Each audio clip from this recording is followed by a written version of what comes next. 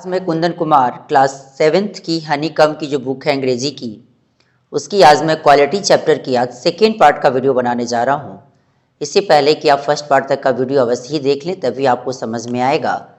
इससे पीछे की मैं आपको बता दिया था कि जब भी बेचारे वो जाते, कौन राइटर की बात हो रही है, इससे पीछे वाले वीडियो में मैं आपको बता दिया था कि I would hear the tip tap of his slippers restoring him up the stairs to his dream of boots, कि जब भी मुझे उसकी चप्पलों की टिप टैप फिर सुनाई देती और अपने बूटों के सपनों में दोबारा जाते हुए दिखाई प्रतीत होता, जब वहाँ से वो दुकान से निकल जाते ऑर्डर देने के बाद। अब मैं इस पे आता हूँ कि अभी आप यहाँ देख रहे हैं कि I can't forget that day on which I had occasion to say to him Mister Jessler that last pair of boots creaked you know. Creaked मतलब होता है चरमराना, स्थिति खराब हो जाना। तो मैं उस दिन को नहीं भूल सकता। आई कांट फॉरगेट, फॉरगेट मतलब भूलना। मैं उस दिन को नहीं भूल सकता जब मुझे उसे यह कहने का मौका मिला, I had occasion to say to him, कहने का मुझे अवसर मिला कि Mister Jessler that last pair of boots creaked you know, कि आप जानते हैं कि वह जूतों का जोड़ा टूटना स्टार्ट हो गया है, अर्थात वह अब चरमराना, उसकी स्थिति खराब हो गई है। He looked at me for a time without replying as if expecting me to withdraw और क्वालिफाई द स्टेटमेंट, और उसके बाद वह बिना बोले कुछ देर मेरी तरफ देखता रहा, विदाउट रिप्लाइंग, बगैर कुछ जवाब दिए बगैर, एज इफ मानो, एक्सपेक्टिंग मी टू विड्रॉ, मानो यह आशा कर रहा हो कि मैं अपने शब्द वापस ले लूँ, qualify the statement, to withdraw, withdraw मतलब वापस करना। देन सेड, उसके बाद उसने कहा कि आई ईट शुडंट हैव क्रिक्ड।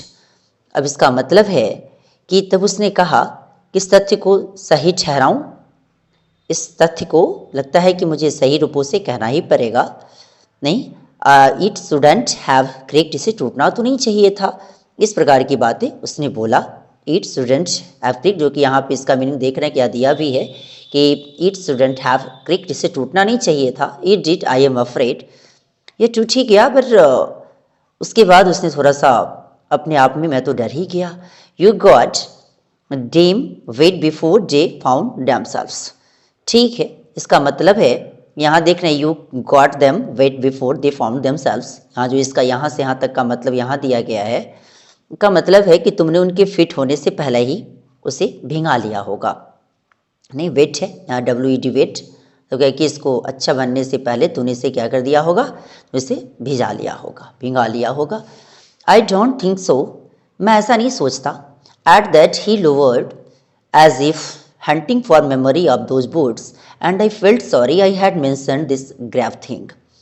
अब इस पर वो अपनी आंखें झुका लेता है, lowered his eyes, अपनी आंखों को झुका लिया, मानो कि उन जूतों को याद कर रहा हो, as if hunting for memory of those boots, मानो उन जूतों को याद कर रहा हो, and I felt sorry I had mentioned this grave thing, और मुझे इसी गंभीर चीज़ का जिक्र करने का खेद देता हो। Jane came back, चलो वो ठीक है, तो उसने उन्हें, तब उसने कहा कि ठीक है, चलो अब उन्हें सेंड देम बैक, चलो उसे वापस भेज देना। नहीं, और सी से उसने कहा I will look at them, ठीक है कि मैं उसे पुनः देख लूँगा। फिर यहाँ डेम है, डेम का मतलब हो गया फिर देम का। जम बूट्स, यहाँ जम बूट्स का मतलब हो गया सम बूट्स से, बूट्स है वो। Them boots he continued slowly are bad from beat. नहीं, यहाँ जो यहाँ BRIDT जो देख रहे हैं, ये बर्थ का, BIRTH का, ये बर्ड जो कि जर्मन इंग्लिश के रूप में यहाँ लिखा गया है।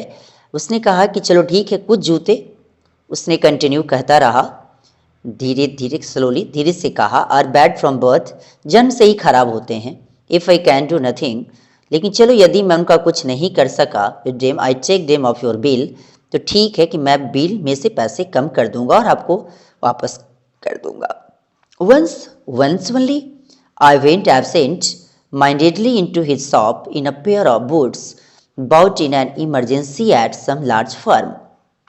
अब एक बार, केवल एक बार, वंस ओनली, केवल एक बार, मैं विचलित होकर एक बड़ी दुकान से जल्दबाजी के समय खरीदे गए जूते पहनकर उसकी दुकान में गया। His shop in pair of boots bought in any emergency at some large firm, किसी दूसरी दुकान से मैं खरीद लिया, लेकिन ये मुझे याद नहीं था, मैं वही कपड़ा, वही जूता पहना हुआ मैं उनकी दुकान में चला गया। उसके बाद इसमें फिर क्या होता है देखते हैं यहाँ। और he took my order without showing me any leather and I could feel his eyes penetrating the inferior covering of my boot. यहाँ penetrating है, penetrating का मतलब होता है चीरता हुआ, देखने की सेंस में लगाता है। उसके बाद उसने मुझे क्या किया कि उसने बगैर कोई चमड़ा मुझे दिखाए बगैर उसने मेरा ऑर्डर ले लिया। शोविंग मी एनी लेदर, बगैर ऑर्डर, विदाउट शोविंग, बगैर कुछ दिखाया, बगैर कोई चमड़ा दिखाए बगैर ही। And I could feel his eyes penetrating, और मैं ऐसा महसूस कर सकता था, I could feel his eyes, मैं ऐसा महसूस कर सकता था कि उसकी आंख मेरे पैरों के ढके हुए inferior covering of my foot, जो ढके हुए घटिया जूतों को चीरते हुए देख रही थी। कौन? उसकी आंखें, बोले तो मिस्टर गेस्लर की। एट लास्ट इज सेड, उसने कहा, अंततः उसने कही डाला, those are not my boots, नहीं ठीक है, किंतु वह वो मेरे जूते नहीं है। यहाँ जो DOC डोज है, यहाँ डोज का मतलब दोज से है, those are not my boots, वो ठीक है, वो जूते मेरे नहीं हैं, अर्थात वो मेरे द्वारा बनाए गए नहीं हैं। The tone was not one of anger nor of sorrow not even of contempt, आवाज़ में ना कोई गुस्सा थी ना ही कोई दुख था।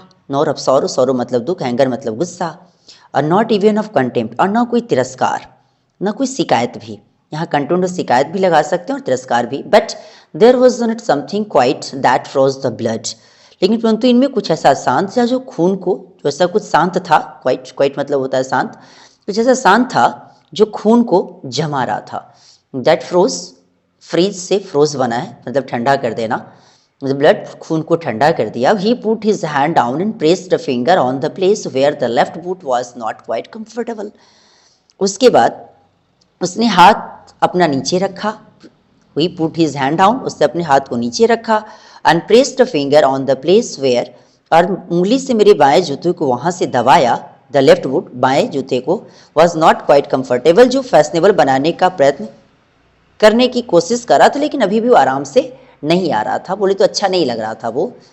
It hurts you there, it hurts है, यहाँ URDS का मतलब हर्ट से है, HURTS, ईट का मतलब इट से है। It hurts you there, he said, यहाँ डेयर का मतलब THERE, देयर से है। उसने कहा कि यह आपको यहाँ चुभता है, यहाँ आपको दर्द करता है। Thus weak worms have no self respect, ठीक है। फिर यहाँ दिया कि दोज, यहाँ DOSC है दोज, फिर यहाँ दिया बिग, यहाँ वर्म्स जो कि फर्म्स का है, FIRMS फर्म्स। अब यहाँ दिया कि AVE have no self respect. उसने कहा कि उन बड़ी कंपनियों में आत्मविश्वास नहीं है, सेल्फ रिस्पेक्ट थोड़ा भी नहीं है, उसका अपना आत्मसम्मान भी नहीं है कि चलो कि कुछ ऐसा काम किया जाए जिससे कि कस्टमर को कोई कष्ट ना हो।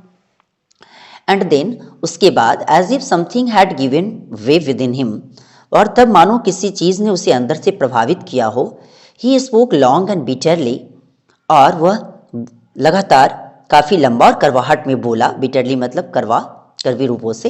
It was the only time I ever heard him discuss the conditions and hardships of hardships of trade, केवल इसी समय, it was the only time, केवल इसी समय मैंने उसे उसकी व्यापार की दशा और कठिनाइयों की चर्चा करते हुए मैंने सुना। यहाँ कंडीशन से, कंडीशन मतलब दशा, हार्डशिप मतलब कठिनाइयाँ, नहीं, जो अपनी उसकी जो ट्रेड है, जो उसका अपना बिजनेस है, जिस काम में वो लगा हुआ है, उसकी वो कठिनाइयाँ एवं उसकी व्यापार की दशा के बारे में मैंने चर्चा करता हुआ सुना। अर्थात अभी आप देख रहे होंगे कि अपनी क्वालिटी का वर्णन थोड़ा भी नहीं करता मिस्टर जेस्लर। क्लियर? जब इसी के जस्ट नेक्स्ट पेज पे चलता हूँ, फिर कहता है कि day get it all he set, फिर यहाँ ये DEY डे जो कि दे से बना है, GET गेट, ID मतलब इट और ऑल का ऑल हो गया। उसने कहा कि वे ये सब कहते हैं कि they get it by advertisement not by work. फिर यहाँ देख रहे हैं कि यहाँ दे से DEY दे का मतलब हो गया दे, गेट का मतलब गेट, ID का मतलब इट, बाय का मतलब बाय, एडवर्टाइजमेंट मतलब प्रचार करना, और जो कि प्रसार होता है उसका, नॉट बाय वर्क, और यहाँ नॉट का मतलब नॉट से है, ये नॉट बाय वर्क। अब ये कहते हैं क्या कि वे इसे विज्ञापन से करते हैं, एडवर्टाइजमेंट मतलब विज्ञापन, और काम से नहीं, not by work. They take it away from us who love our woods. अब यहाँ देखते हैं कि दे, यहाँ DEY डे से मतलब है, TAKE टेक से, ID का मतलब इट से है, IT, AWAY from us who LOVE, यहाँ लोव जो वर्ड दे रहा है, यह लव का मतलब हो गया लव से, LOVE love, our woods BOODS का मतलब हो गया वुड से। क्लियर। तो वे कहते हैं कि वे काम से नहीं, वे इसे हमसे क्या कर रहे हैं, they take it away from us, उनसे छीन रहे हैं जो हमारे जूतों को पसंद करते हैं, हु लव आवर बूट्स, जो हमारे जूते से पसंद करता, अर्थात कस्टमर के बारे में बोलता है। It comes to is presently I have no work. अब यहाँ जो बोल रहे हैं, यहाँ जो ये सारे का मतलब हो गया, इट कम्स, GOMS का मतलब गम्स से है, कम्स से COMES से, टू डिस प्रेजेंटली, जो कि डिस प्रेजेंटली को शो करता है, नहीं जो यहाँ DIS डिस का मतलब दिस से है, प्रेजेंटली, ये प्रेजेंटली का मतलब है प्रेजेंटली से, आई हैव HAF का मतलब हो गया हैव से, आई हैव नो वर्क। अब कहते हैं क्या, ताकि इससे हमारा काम हो रहा है और हर वर्ष आप यहाँ देखोगे, every year it get lets you will see, आप इसे हर एक वर्ष देखोगे। And looking at his line face I saw things I had never noticed before, और इसके झुर्रियों वाले चेहरे की तरफ देखते हुए मैंने वो देखा जो मैंने पहले कभी नहीं देखा। Bitter things and bitter struggle and what a lot of grey hairs there seemed suddenly in his red beard. अब मैंने क्या देखा कि कड़वी सच्चाइयाँ, bitter things and bitter struggle, कच्ची जो उसकी सच्चाइयाँ और कड़वा संघर्ष, अर्थात और उस अचानक उसकी लाल दाढ़ी में कितने अधिक सफ़ेद बाल नज़र आने लगे थे। SIM suddenly in his red beard, अर्थात कि इसकी जो उस दाढ़ी के बीच ये उजले उजले बाल थे, सो मैं कह सकता हूँ कि इसका मतलब किससे है, तो उसके एक्सपीरियंस से है, उसकी क्वालिटी से है। As best I could I explain the circumstances of those ill omened boots. अब यह कहता है, इल वोमेन का मतलब यहाँ सगुन अर्थात अच्छे के सेंस में लगाता है। जब मैंने उस मनहूस जूतों को खरीदने की स्थिति की उसके सामने व्याख्या की, आई एक्सप्लेन द सर्कमस्टांसेस, मतलब सर्कमस्टांसेस मतलब हो गया स्थिति और दशा, अब खरीदने की जब मैंने उसके सामने व्याख्या की जितनी अच्छी तरह से मैं कर सकता था, दोज ओल्ड इमेंट बुट्स, क्योंकि अच्छी जो उसकी जो मनहूस जूते थे, इलोमेन मतलब मनहूस भी कह सकते हैं, बट हिज फेस, उसकी जो चेहरा, and was made so deep an impression that during the next few minutes I ordered many pairs, और जितनी तरह से मैं कर सकता था तो उसके चेहरे और आवाज़ में ने इतना गहरा प्रभाव मेरे ऊपर डाला, सो डीप एन इम्प्रेशन, इतना गहरा प्रभाव मेरे ऊपर डाला उसका चेहरा और उसकी आवाज़ उस समय, कि अगली मिनट मैंने अनेक जोड़ी जूतों का आदेश दे दिया। Few minutes I ordered many pairs, बहुत सारे जूते बनाने के लिए मैंने उसे ऑर्डर दे दिया। They lasted longer than ever, और वे सबसे अधिक चले। And I was not able to go to him for nearly 2 years, और मैं 2 वर्ष तक उसके पास नहीं जा पाया। It was many months before my next visit to his shop. अब क्या हुआ कि अब बातें आती है कि बहुत सारे मंथ्स बीत गया उसकी दुकान पर जाने से कि पहले कई महीने बीत गए थे। This time it appear to be his elder brother handling a piece of leather. इस बार वहाँ उसका भाई दिखाई दिया एक चमड़े के टुकड़े के साथ काम करता हुआ। This time it appear to be his elder brother, उसका जो बड़ा भाई था वो दिखाई दिया अपने हाथों में चमड़ा का टुकड़ा लिया हुआ। Well Mister Jessler I said how are you. पुनः फिर राइटर कहते हैं कि चलो वह ठीक है, और मैंने उसे देखा और मैंने उससे पूछा कि बताओ भाई मिस्टर जेसलर, आई सेड मैंने कहा बताओ कि तुम कैसे हो।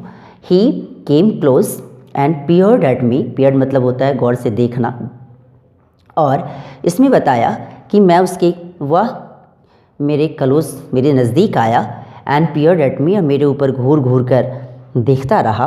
और आई एम ब्रेडी वेल, कहते हैं यहाँ ब्रेडी का मतलब होता है प्रेटी से, कि मैं बहुत अच्छा हूँ। ही सेड स्लोली, उसने धीरे से कहा, but my elder brother is dead. Oh my God. अब उसकी बातों से कहा कि सही बात है कि परंतु मेरा भाई स्वर्ग सिधार गया, मेरा भाई मर गया। और and I said that it was indeed himself, but how is dying when. अब कहा, और तब उसके बाद अब बड़ा अजीब लगा इसको राइटर को भी, और मैंने देखा कि वह वास्तव में खुद ही था। That it was indeed, indeed का मतलब होता है वास्तव में, हिमसेल्फ मतलब खुद, but how is dying when, लेकिन कितना बूढ़ा और बीमार। ओह माय गॉड, इतना पीला पड़ना, सारी बातें उसको दिमाग में नहीं आता। वैन मतलब होता है फीका या पीला पड़ जाना। And never before had I heard he mention his brother. Oh my God, और मैंने पहले कभी उसके भाई का जिक्र करते हुए नहीं सुना था।